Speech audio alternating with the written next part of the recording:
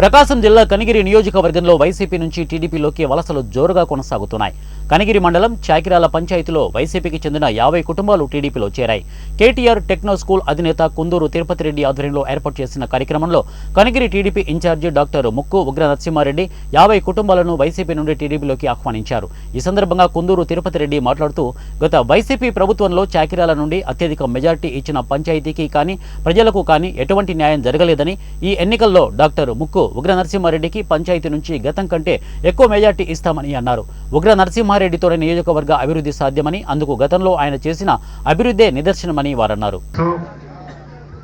చాలా మందికి రైల్లో కోరిక అనుకుంటా, దాకా వచ్చింది ఆయన చిన్నగా. ఈ మిగతా కనిగిరి కూడా రాష్ట్ర ప్రభుత్వం నిధులు ఇవ్వనంటే పాపం వెంకయ్యనాయుడు గారు మళ్ళా కేంద్ర ప్రభుత్వం మాట్లాడి ఆ డబ్బులు కూడా ఇవ్వడం జరుగుతుంది. 20 నేనైతే వచ్చిన వెంటనే దాన్ని ఇంకా త్వరితగతి చేపించి మేము కూడా ఆ రైలు ఎక్కాలని నాకు కోరిక ఉంది. కాబట్టి ఈ 5 అంశాలు మనం చేసుకుందాం.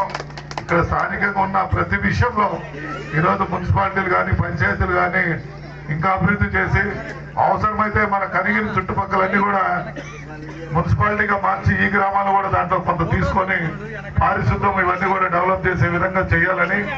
మరి ఇంటి స్థలాల గురించి అడిగారు. వచ్చిన వెంటనే తప్పకుండా మీ అందరితో మాట్లాడి ఎక్కడ అనుకూలమైన స్థలం ఉందో గవర్నమెంట్ నుంచి కొనుగోలు చేస్తానని తెలియజేస్తూ మీరు చూపించిన ప్రేమ